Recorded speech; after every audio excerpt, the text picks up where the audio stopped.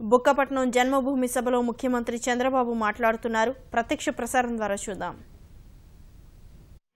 Physical literacy కూడా చాలా ముఖ్యం. ఇక్కడనే పుట్టపర్తి సాయిబాబా గారిని చూశాం. ఆయన ఎప్పుడూ భజనలు చేపించేవారు. భజనలు చేపించిన దానివల్ల మనలో ఉండే స్ట్రెస్ ఏదైతే ఉందో అది బాగా తగ్గేది. దానివల్ల ఆరోగ్యం బాగుపడేది. ఆయన భక్తి గాని ఆయన మీద ఉండే నమ్మకంతో ప్రపంచం మొత్తం చాలా మంది విదేశస్తులు కూడా ఇక్కడికి వచ్చేవారు. వారు చెప్పే మంచి మాటలు వినడం, వారి మహిమలు చూడడం. అదే సందర్భంలో ఆ రోజు మీరు చూస్తే భజనలు కూడా చేసి వాళ్ళ ఇంట్లో కష్టం ఉన్నా, వ్యాపారంలో కష్టం ఉన్నా వాళ్ళు ఇక్కడికి వచ్చిన తర్వాత వారం కోసం వచ్చి 15 రోజులు, నెల, 5 నెలలు, 6 నెలలు, సంవత్సరం ఉండి ఆనందంగా ముందుకు పోయారు. జీవితాన్ని ఆనందంగా ఎంజాయ్ చేశారు. అందుకే పుట్టపర్తి సాయిబాబా గారంటే ప్రతి ఒక్కరికి ఆయన మాట ఒక వేదం, ఆయన మీద ఒక నమ్మకం. దానికి కారణం వాళ్లకుండే ఇతి బాధలను తగ్గించడం ప్రధాన కారణం అని చెప్పి కూడా నేను మీకు తెలియజేస్తున్నా. మనం ఆనందంగా ఉంటే సగం అనారోగ్య సమస్యలు పోతాయి. మనిషికి అనారోగ్య సమస్యలు ఎందుకు వస్తాయని మీరు ఆలోచిస్తే, ఒకటి మన పరిసరాలు. ఎక్కడ చూసినా దోమలుంటే ఆ దోమల వల్ల డెంగ్యూ వస్తుంది, మలేరియా వస్తుంది, అనేక అంటువ్యాధులు వస్తాయి. మనం తాగే నీళ్లు బాగా లేకపోతే, ఫ్లోరైడ్ కంటెంట్ ఉంటే ఆ నీళ్లు తాగితే వికలాంగులుగా తయారైపోతాం. భగవంతుడు సకలాంగులుగా పుట్టించిన కాళ్లన్నీ కూడా కీళ్లు ఇది కావడం, ఎముకలన్నీ కూడా దెబ్బతినడం, పండ్లు పుచ్చిపోవడం, అనేక సమస్యలు వస్తాయి.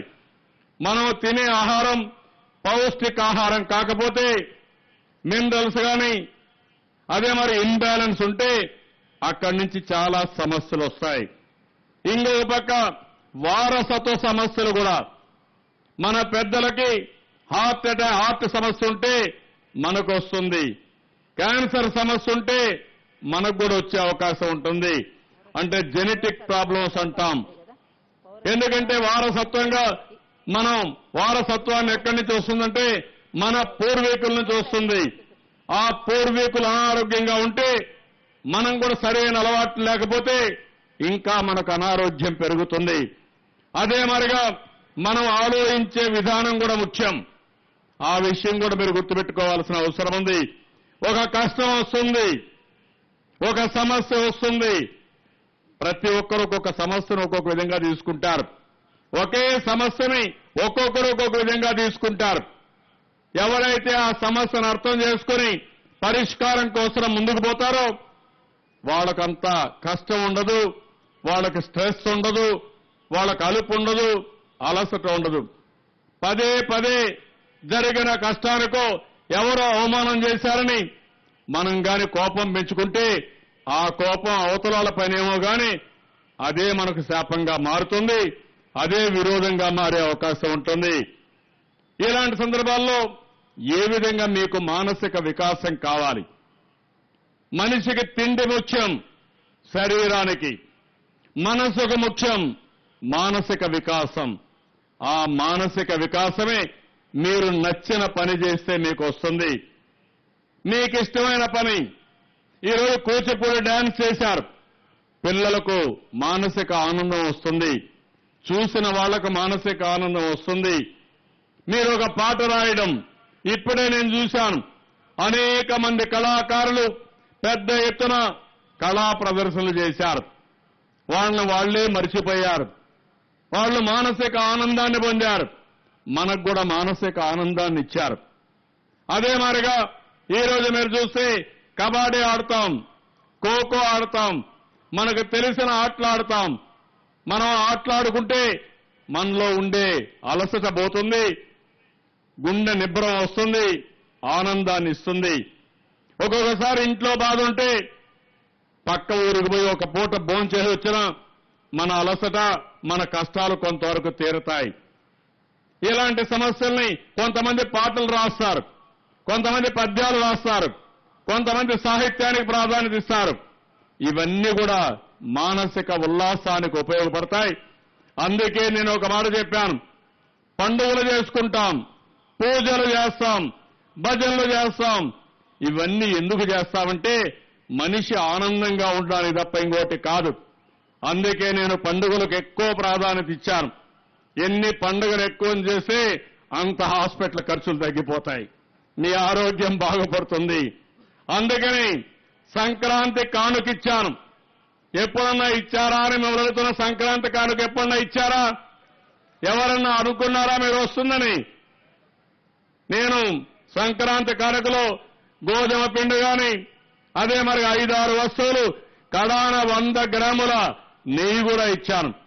పేదవాడు కూడా పండుగ పూట పప్పన్నం తినాలి, నెయ్యి వేసుకొని తినాలనే ఉద్దేశంతోనే నెయ్యి కూడా మీకు సరఫరా చేశాను.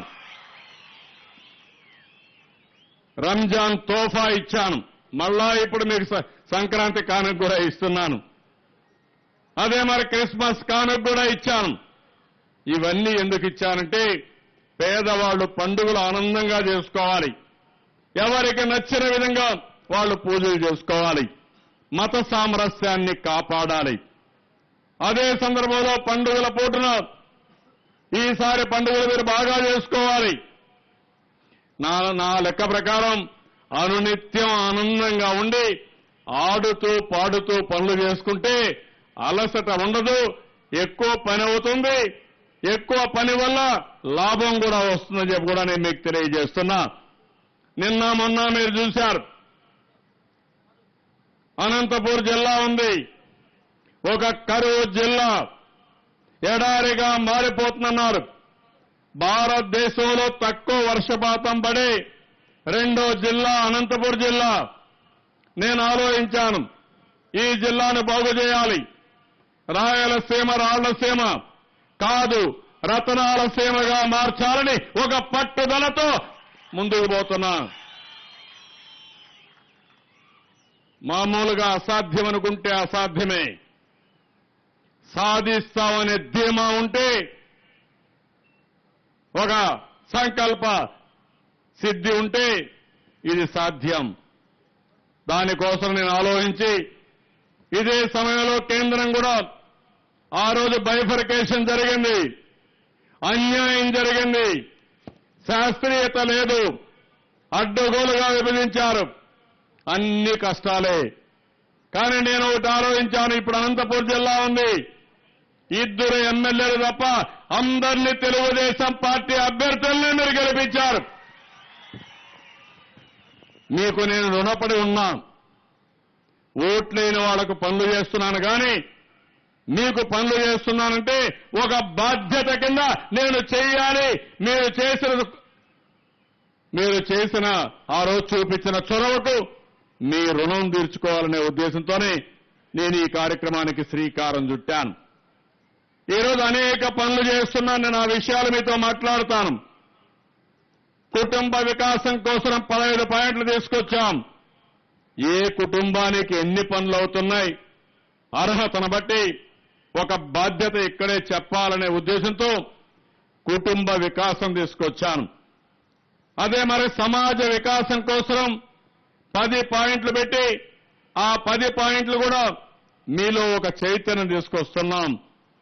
ఆర్థిక అభివృద్ధి కోసం దేశంలోనే మొదటి రాష్ట్రంగా ఉండాలని ఏ రంగాల్లో శ్రద్ధ పెట్టాలనో శ్రద్ధ పెట్టాం. యునెస్కో ప్రపంచంలో ఒక ఆర్గనైజేషన్ ఉంది. ప్రపంచంలో అన్ని దేశాల్లో ఆరోగ్యం, అదే మరిగా విద్య, అదే మరిగా అనేక జీవన ప్రమాణాల్ని ఒక లెక్క ప్రకారం అవన్నీ కొలుస్తారు. అందులో సస్టైనబుల్ డెవలప్మెంట్ గోల్స్ అంటారు. మన రాష్ట్రానికి సంబంధించి 107 ఉన్నాయి. అవి కూడా పాటిస్తున్నాం. ప్రతి ఒక్క అధికారి ఒక పద్ధతి ప్రకారం పనిచేయించాలని జవాబుదారీతనమే తేవడమే కాదు, ఇన్ఫర్మేషన్ టెక్నాలజీని ఉపయోగించి పోయిన నెల నేను చూశాను, పింఛన్లు ఇవ్వాలంటే డబ్బులు రాలేదు, పేదవాళ్లకు రాలేదు. నేను చాలా బాధపడ్డాను. ఈ నెల మళ్లీ మీ ఇంటికే పేదవాళ్ళకి పింఛన్లు ఇచ్చే కార్యక్రమానికి శ్రీకారం చుట్టాను. ఇంటి దగ్గరనే మళ్లీ ఇస్తున్నా. ఈరోజు నేను ఆలోచించింది రాష్ట్రంలో నీటి భద్రత ఇవ్వాలి. నేను అందుకని 2 చరిత్రాత్మకమైన కార్యక్రమాలు తీసుకున్నాను. ఒకటి పోలవరం. మొన్న చాలా మంది అన్నారు ప్రత్యేక హోదా కావాలని, ఈ జిల్లాలో కూడా మీటింగులు పెట్టి చెప్పారు, నన్ను కూడా విమర్శించారు. కానీ నేను కూడా విజ్ఞతతో ఆలోచించాను. నాకు అనుభవం ఉంది, నన్ను విమర్శించే వాళ్ళకు అనుభవం లేదు.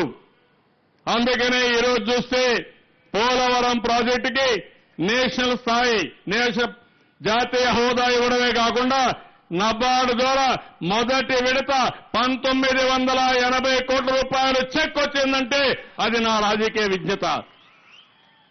నేను కూడా గొడవ పెట్టుకోవచ్చు, ఒక్క నిమిషం పని. తర్వాత ఏముంటుంది తమ్ముళ్ళు? ఏమంటారు మీరు? నేను గొడవ పెట్టుకుంటే ఏమవుతుంది? 29లో మనం ఒక రాష్ట్రం, ఓకే గొడవ పెట్టుకున్నాను, డబ్బులు రాలేదు, పోలవరం రాలేదు, అనంతపురం కరువు తీరుతుందని అడుగుతున్నా. చాలా మంది నన్ను విమర్శించారు, పట్టసీమను వ్యతిరేకించారు. నిన్న కూడా దివాకర్ రెడ్డి గారు మాట్లాడితే ఆయన్ని కూడా ఏమాత్రం సిగ్గుపడకుండా వైఎస్ఆర్ కాంగ్రెస్ నాయకులు దివాకర్ రెడ్డి గారిని కూడా విమర్శించే పరిస్థితి వచ్చింది. నేను సవాలు విసురుతున్నా. నేను ఆ రోజు అనుకోకపోతే, నేను గాని కేంద్ర ప్రభుత్వాన్ని ప్రత్యేక ప్యాకేజ్ తీసుకోకపోయి ఉంటే ఈ రోజు మనకు పోలవరం ప్రాజెక్టు వచ్చేది కాదు. పోలవరం ప్రాజెక్టు వచ్చే లోపల పట్టసీమను పూర్తి చేయకపోయి ఉంటే అనంతపురం జిల్లాకు నీళ్లు తాగడానికి కూడా నీళ్లు ఉండేటివి కాదు. ఎక్కువ నీళ్లు రాయలసీమకి ఇచ్చానంటే అది పట్టసీమ పుణ్యం, గోదావరి పుణ్యం. ఈ రోజు మీరు తాగే నీళ్లు గోదావరి నీళ్లు మీరు తాగే పరిస్థితికి వచ్చారని చెప్పి కూడా నేను మీకు తెలియజేస్తున్నా. ఎందుకంటున్నానంటే గోదావరి నీళ్లు పట్టసీమ ద్వారా కృష్ణా డెల్టాకి ఇచ్చాం. కృష్ణాలో కొద్దిగా నీళ్లు వస్తే శ్రీశైలంలో పెట్టాం. ఆ నీళ్లు రాయలసీమకి ఇచ్చాం. అనంతపూర్కి ఎప్పుడూ తేరని నీళ్లు తీసుకొచ్చాం, ఇంకా తీసుకొస్తాం. అదే మాదిరిగా కర్నూలుకి ఇచ్చాం, కడపకి ఇచ్చాం. భవిష్యత్తులో తొందరలోనే చిత్తూరుకు కూడా తీసుకెళ్తాం. ఇక్కడ 2 విషయాలు మీరు గుర్తుపెట్టుకోవాలి. పోలవరం పూర్తయితే మిగులు జలాలన్నీ కృష్ణా నదికి తీసుకొస్తాం, కృష్ణా డెల్టాకు వాడుకుంటాం. అవసరమైతే పెన్నాకు కూడా తీసుకొస్తాం. కృష్ణా నదిలో నీళ్లన్నీ శ్రీశైలం ద్వారా పెట్టుకుని హంద్రీ నీవాకు, ఇంకో పక్క గాలేరు నగరికి, కేసీ కెనాల్కి, అవసరమైతే హెచ్ఎల్సీలో నీళ్లు రాకపోయినా ఈ నీళ్లు సప్లిమెంట్ చేసే అవకాశం వస్తుంది. ఇందులో ఇటీవల 2 ప్రధానమైన విజయాలను సాధించాం. మొదటి విజయం పోలవరం ప్రాజెక్టులో కాంక్రీట్ పండు చేసుకున్నాం. అంటే మొదటిసారిగా మట్టి పనులు పూర్తి చేస్తూనే కాంక్రీట్ ప్రారంభించాం. ఇదొక ఘన విజయం. పోలవరం సాధ్యం. రాష్ట్రానికి కరువు పూర్తిగా ప్రారదోలే బాధ్యత తెలుగుదేశం ప్రభుత్వం తీసుకుంటామని మరొక్కసారి హామీ ఇస్తున్నా. పోలవరం పూర్తయింది. పూర్తయిన తర్వాత కృష్ణా నదికి వస్తాయి, ఇంకా మిగిలిన ప్రాంతాలకు వస్తాయి. మాకు లాభం ఏంటని మనకు అనిపించవచ్చు.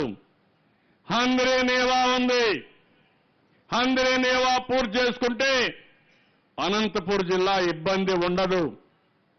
మొన్ననే జీడిపల్లికి వచ్చాయి, PABRకి ఇచ్చాం, మిడ్ పెన్నార్కి ఇచ్చాం, చిత్రావతి కూడా వదిలిపెడతాం. అదే మరిగా ఈరోజు జీడిపల్లి అవుతారే, గొల్లపల్లికి మొన్నే పూర్తి చేశాం.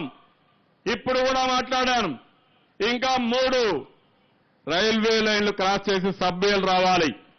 అవి పూర్తయిపోతే గొల్లపల్లికి నీళ్లు వస్తాయి. ఇక్కడి నుంచి చిత్తూరు జిల్లాలో అడవిపల్లికి పోతాయి, కుప్పానికి వెళ్తాయి, చిత్తూరుకి వెళ్తాయి. ఈ పక్క మడకశిర వరకు రాబోయే 3-4 నెలల్లో నీళ్లు చేసేపోయే బాధ్యత నేను తీసుకుంటానని చెప్పి కూడా నేను మీకు తెలియజేస్తున్నా. అదే మరిగా ఈ జిల్లాలో పేరూరు కాలువ పూర్తి చేయాలి. బీటీపీ చెరువుకు నీళ్లు ఇవ్వాలి. ఇవన్నీ ఇవ్వగలిగితే చాలా వరకు సమస్యలు పరిష్కారం అవుతాయి. అదే సమయంలో మీరు ఒకసారి ఆలోచిస్తే జీడిపల్లికి వచ్చి అందరినీవ కాలువ తక్కువ ఉంది, తక్కువ నీళ్లు వస్తాయి. ప్రస్తుతం నీళ్లు ఇచ్చి తక్కువ సమయంలో కాలువ వెడల్పు చేసుకుంటే రాబోయే సంవత్సరంలో నీటి సమస్య లేకుండా పూర్తిగా పరిష్కారం చేసే అవకాశం వస్తుంది. ఇది నా ఆలోచన. నిన్న మొన్న చూశారు, ఒకవేళ శ్రీశైలంలో నీళ్లు తక్కువ ఉన్నా మన వాటా నీళ్లు మనం తీసుకోవడానికి ముచ్చుమర్రి లిఫ్ట్ ఇరిగేషన్కు ప్రారంభోత్సవం చేశాను. పోతిరెడ్డిపాడులో 854 మీటర్లు నీళ్లు తీసుకునే అవకాశం ఉంది. అందరినీవ మల్యాల దగ్గర 834 అడుగుల్లో నీళ్లు తీసుకుంటాం. నిన్న చేసిన ముచ్చుమరిలో 798 మీటర్లు అడుగుల్లో నీళ్లు తీసుకునే అవకాశం ఉంది. అంటే తక్కువ నీళ్లున్న ముచ్చుమర్రి ద్వారా అందరి నీవాకు నీళ్లు ఇచ్చి అనంతపూర్కి త్రాగునీటి సమస్య లేకుండా చేసే బాధ్యత నేను తీసుకుంటాను. నేను అందుకే ఒక మాట చెప్పాను, పోలవరం ఆంధ్రప్రదేశ్ రాష్ట్రానికి జీవనాడి, జీవితాన్ని ఇస్తుంది. ఇది ఒక లైఫ్. ఇది అదే మాదిరిగా రాయలసీమకు వస్తే ముచ్చుమర్రి ఒక ముఖద్వారం, నీళ్లిచ్చే ముఖద్వారం. ఇది పూర్తి చేసుకున్నాం. ఇంకా అవసరమైతే 2-3 పంపులు వస్తాయి. ఆ నీళ్లు తెచ్చుకుంటే ఎలాంటి ఇబ్బంది లేకుండా మన చెరువుల్లో నీళ్లు పెట్టుకోవడమే కాకుండా ఇబ్బంది లేకుండా చేసుకునే అవకాశం వస్తుంది. అనంతపూర్ జిల్లా తక్కువ వర్షపాతం ఈ సంవత్సరం కూడా బాధేస్తుంది. పడిన వర్షం 266 మిల్లీమీటర్లు. రాష్ట్రంలో 29% వర్షం తక్కువ పడింది. ఈ జన్మభూమిలో పోయిన సంవత్సరం ఇన్పుట్ సబ్సిడీ ఇచ్చాను. మళ్లీ ఈ సంవత్సరం ఇన్పుట్ సబ్సిడీ కూడా వెదర్ బేస్డ్ ఇన్సూరెన్స్ కానీ దానికన్నా తక్కువ వస్తే ఇన్పుట్ సబ్సిడీ కూడా తప్పకుండా ఇస్తానని చెప్పాను. ఇస్తాను, అది కూడా తొందరలో ఇస్తామని చెప్పి కూడా నేను మీకు తెలియజేస్తున్నా. రెయిన్ గన్లు పెట్టాం. నీళ్లు లేకుండా సరైన సమయంలో ఉపయోగించలేక కొంత ఇబ్బంది పడ్డాం. రాబోయే రోజులు ఇంకా బాగా ఉపయోగించుకునే పరిస్థితి వస్తుంది. ఇక్కడే బుగ్గపట్నం చెరువు చూశాను. చాలా బాధేస్తుంది ఆ చెరువును చూసే తమ్ముళ్ళు. ఎక్కడ చూసినా కర్ర తుమ్మ ఇష్ట ప్రకారం పెరిగిపోయింది. అందరి నీవా పక్కనే నీళ్లు పోతాయి. అది చూసిన తర్వాత నాకు అనిపించింది, ఇప్పుడే రఘునాథ్ రెడ్డి గారు మిగిలిన ఎంపీ ఇద్దరు చెప్పారు ఇదంతా తీయాలని. నిలబెట్టి తీశాను. 3,50,00,000 రూపాయలు ఖర్చు పెడితే అవుతుందన్నారు. నేను ఒకటే అడిగాను, 3,50,00,000 కాదు, అవసరమైతే ఎత్తు పెంచి పుట్టపర్తి మునిగిపోనంత వరకు నీళ్లు పెట్టి, అవసరమైతే 0.7, 0.8 టీఎంసీ నీళ్లు పెట్టి 3 మండలాల్ని ఆదుకోవాలని ఆలోచనతో నేనున్నానని చెప్పి కూడా నేను మీకు తెలియజేస్తున్నా. అది కానొస్తే ఒక పక్క పుట్టపర్తి, ఒక పక్క బుక్కపట్నం, ఇంకొక పక్క కొత్త చెరువు, 3 మండలాలు. ఇక్కడే మీరు చూస్తే బుక్కపట్నం, మారాల, చెర్లోపల్లి ఈ 3 చెరువులకు పూర్తిగా నీళ్లు నింపే బాధ్యత తీసుకుంటాం. నేను పనులు చేస్తానంటే గట్టిగా చప్పట్లు కొడుతున్నారు. అవునా కాదా? మీరు ఇవన్నీ అవసరమేనా? మీకు నీళ్లు కావాలనా? మీకు అన్నీ నేనే చేయాలి కదా, మీరేం చేయరు కదా, ఏమీ చేయరు. నేను చెయ్యాలి అనుకోని చేయాలి. బాగా గట్టిగా చప్పట్లు కొట్టండి. మేము మాత్రం ఏం చేయమన్నాడు చేలిపైకెత్తం ఏం చేయరా మీరు ఓటేస్తారు ఓట్ల తర్వాత అది కాదు ఇప్పుడు నేను ఆలోచించేది ఈ మూడు మీరు చూస్తే కొత్త చెరువు బుక్కపట్నం నేను పుట్టపర్తి ఈ మూడు కలుపుతూ ఒక ఔటర్ రింగ్ రోడ్డు కూడా తీసుకొస్తా బ్యూటిఫుల్ గా ఒక ఔటర్ రింగ్ రోడ్డు తీసుకొస్తా ఎయిర్పోర్ట్ ఉంది చెరువున అవసరమైతే 10 కోట్ల అవసరమైతే పెట్టి పూర్తిగా నీళ్లు పెట్టే బాధ్యత తీసుకుంటాను మీ ఊర్లో వాళ్ళందరూ ఒక పని చేయాల ఆ చెరువులో ఉండే కంపంతా తీసేయాలి నేనే ప్రొక్లైన్లు పెడతా ఎందుకంటే జిల్లాలో ఈరోజు చూస్తే 1200 ఎన్ని చెరువులు 1260 చెరువులు ఉన్నాయి రాబోయే సంవత్సరం 1260 చెరువుల్లో నీళ్లు పెట్టాలని దృఢ సంకల్పంతో నేనున్నా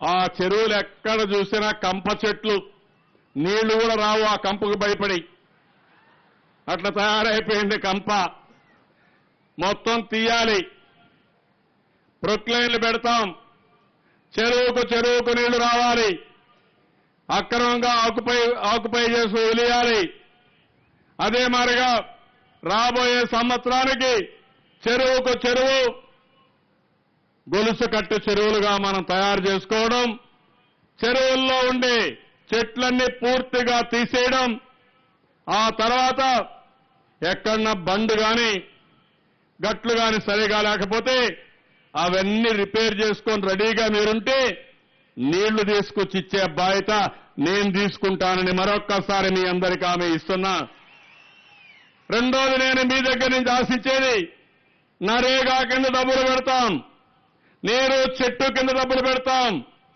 ప్రొక్లైన్లు పెడతాం కంపెనీ ఇస్తాం దీంట్లో మళ్ళా డబ్బులు తినకుండా ఇచ్చిన డబ్బులు సద్వినియోగం చేస్తూ ఇంటికొక మనిషి వచ్చి మీ జీవితం కోసం మీరు గాని ఉండి పని చేసుకుంటే చరిత్ర తిరగరాస్తాం చేస్తారా అని మిమ్మల్ని అడుగుతున్నా నమ్మకమేనా అని మిమ్మల్ని అడుగుతున్నా నమ్మకమైన గట్టిగా చేపట్లు కొట్టి హర్షాన్ని ఆమోదం తెలియజేయండి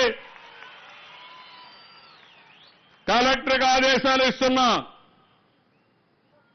ఎక్కడా తెలుగుదేశం పార్టీకి గాని ఇంకొకరికి గాని చెడ్డ పేరు రావడానికి వీలు లేదు అదే సమయంలో అన్ని చెరువుల్లో ఈ యొక్క కంప చెట్లు తీసేయాలి గొలుసు కట్టు చెరువులు రెడీ కావాలి ఎక్కడన్నా చిన్న రిపేర్లు ఉంటే చేయాలి చేసి గ్రామాలకు శోభ మన పొలాలకు ఒక అండ శ్రీరామ రక్ష మన చెరువులు ఆ విషయం మీరు గుర్తుపెట్టుకోవాల్సిన అవసరం ఉంది పోయిన సంవత్సరం వర్షం పడితే కొంత భూగర్భ జలాలు పెరిగాయి ఈ సంవత్సరం మళ్లీ 21 మీటర్లకు వెళ్లిపోయింది బాధేస్తుంది కలెక్టర్కి స్పష్టమైన ఆదేశాలు ఇస్తున్నా ఈ 5 నెలలు టైం ఉంది జనవరి ఫిబ్రవరి మార్చి ఏప్రిల్ మే 5 నెలల్లో మీరు ఈ పని చేయండి రాబోయే రోజుల్లో అనంతపూర్ చరిత్ర తిరగ రాసే బాధ్యత నేను తీసుకుంటానని మరొక్కసారి మీ అందరికీ హామీ ఇస్తున్నా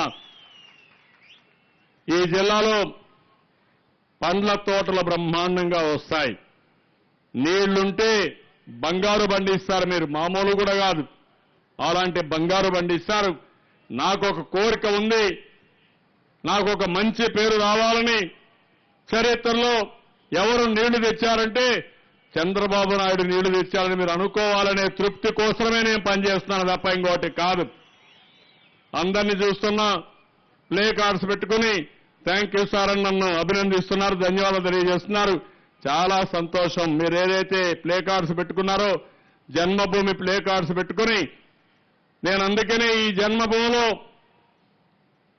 మామూలుగా కృతజ్ఞతలు కూడా తెలియజేయమన్నాను అది మన సంస్కృతి ఈరోజు మన తల్లి తండ్రులు మనకు జన్మనిస్తారు వాళ్ళని కూడా ఒకసారి తలుచుకోవాలి వాళ్ళకి నివాళులు అర్పించాలి రెండవది ప్రకృతి అన్ని విషయాల్లో మనకు సహకరిస్తుంది ఎండ వర్షం, భూమి, ఆకాశం, చెట్లు ఇవన్నీ మనకు జీవితాన్ని ఇస్తాయి. ప్రకృతిని తలుచుకోవాలి.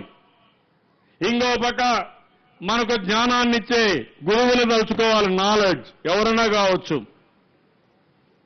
పెద్దలు కావచ్చు, టీచర్లు కావచ్చు, మీ బంధువులు కావచ్చు, మీ స్నేహితులు కావచ్చు, ఎవరైతే మీకు మంచి జ్ఞానం ఇస్తారో వాళ్ళని తలుచుకోవాల్సిన అవసరం ఉంది. సమాజం ఇక్కడ ఇంతమంది ఉన్నాం, ఇంతమంది ఉన్నారు కాబట్టి మనం ఒకటిగా ఉండగలుగుతున్నాం. మనకు అవకాశాలున్నాయి, ఆనందంగా ఉంటున్నాం. ఇప్పుడు ఆడపిల్లలు కూచిపూడి వేశారు. వాళ్ళు సమాజంలో ఒక భాగం. వాళ్ళు లేకపోతే ఆ కూచిపూడి మనం చూడలేం. అలాంటివన్నీ కూడా మనం తలుచుకోవాలి. ప్రభుత్వం మీకు అన్ని పనులు చేస్తున్నాం. మీకు ఒకసారి పింఛన్లు రాకపోతే ఆ రోజు ఎన్నికల్లో నేను చెప్పాను, మీ పిల్లలు చూసుకోకపోయినా మీ ఇంటికి ఒక పెద్ద దిక్కుగా పెద్ద కొడుకుగా ఉంటాను, 1000 రూపాయలు ఇస్తానని చెప్పాను, మాట నిలబెట్టుకున్నాను. ఇలాంటివి అనేక కార్యక్రమాలు, 15 కార్యక్రమాలు మీకోసం పెట్టాను. కరెంట్ ఇవ్వడం దగ్గర నుంచి, గ్యాస్ ఇవ్వడం దగ్గర నుంచి, మరుగుదొడ్డి, ఇండ్లు, నీళ్లు, ఆరోగ్యం, ఇలాంటి 15 పాయింట్లు పెట్టాను. సమాజం కోసం చేస్తున్నాం. ఈ రోజు రోడ్డు వచ్చిందంటే, బాగుందంటే ప్రభుత్వం వల్ల వచ్చింది. చెరువు వస్తే, నీళ్లు వస్తే ప్రభుత్వం వల్ల వచ్చింది. ఎవరైతే ముస్లిం సోదరులకు రంజాన్ తోఫా వచ్చినా, అదే మరిగా ఎవరైతే మత గురువులకు డబ్బులు ఇచ్చినా ప్రభుత్వం ఇస్తున్నాం. అలాంటి ప్రభుత్వానికి కృతజ్ఞత తెలియజేయాల్సిన బాధ్యత మీకు అందరికీ ఉంది. మేమందరం ఎందుకు పనిచేస్తున్నాం? మీ మంచి కోసం పనిచేస్తున్నాం. మళ్లీ మీరందరూ తిరిగి తెలుగుదేశం పార్టీని అఖండ మెజార్టీతో గెలిపిస్తే మళ్లీ మెరుగైన పనులు చేయడానికి అవకాశం ఉంటుంది. అట్లా కాకుండా మేము పనులు చేస్తే, పనులు చేశాడులే పర్వాలేదు, ఎవరి కోసం చేశారు కాబట్టి మేము ఓటేకపోయినా పర్వాలేదు అనుకుంటే అసలుకే మోసం వస్తుంది. తమ్ముళ్ళు, ఆడబిడ్డలు, ఆ విషయం మీరు గుర్తుపెట్టుకోవాల్సిన అవసరం ఉంది. అందుకే నేను ఒకటే ఆలోచించాను, అధికార యంత్రాంగాన్ని అప్రమత్తం చేస్తున్నాం. 100% ఈ ప్రభుత్వం వల్ల ఆనందంగా ఉండాలి. మళ్లీ ఆనందంగా ఉండే ఓట్లు కూడా వేయాలి. అది కూడా మర్చిపోకూడదు. ఆ విషయం కూడా మీరు గుర్తుపెట్టుకోవాలి. పనులు వేరే, ఓటు వేరే అంటే అసలుకే మోసం వస్తుంది, మళ్లీ కష్టాలు వస్తాయి. నేను ఓట్లు అడగడానికి రాలేదు కానీ బాధ్యత చెప్పడానికి వచ్చాను. కృతజ్ఞతాభావంతో ఉండవలసిన అవసరం ఉందా లేదా అని మిమ్మల్ని అడుగుతున్నా. ఉంది అంటే గట్టిగా చప్పట్లు కూడా చెప్పండి. మిమ్మల్ని ఆనందంగా ఉండడానికి అన్ని విధాలా ఆలోచించే ప్రభుత్వానికి మీరు కూడా ఆశీస్సులు ఇవ్వాలి. మీరు కూడా ఎప్పటికప్పుడు అండగా ఉంటే ఇంకా రెట్టింపు ఉత్సాహంతో ప్రభుత్వం పనిచేస్తుంది. దానివల్ల మీకు లాభం, మీకు పనులు చేస్తే నాకు పేరు వస్తుంది, వేదికపై నుండే నాయకులందరికీ ఆనందం ఉంటుంది. ఈరోజు జీవితాంతం ఆలోచించారు. వేదికపై ఉండే వాళ్ళందరూ చాలా మంది సీనియర్ నాయకులు ఉన్నారు. చాలాసార్లు ఆలోచించి అనంతపురం జిల్లా నీళ్లు కావాలని ఆలోచించారు. దివాకర్ రెడ్డి గారైతే 2 టీఎంసీ నీళ్ల కోసం ఎంత ప్రయత్నాలు చేశారు. వేదిక పైన ఒకరిగా అందరూ ప్రయత్నాలు చేశారు. ఈ రోజు మీ కరువు తీరా, మీ కష్టాలు తీరా నీళ్లు తెచ్చే బాధ్యత నేను తీసుకుంటున్నానంటే ఇది ఒక చరిత్ర అని చెప్పి కూడా నేను మీకు తెలియజేస్తున్నా.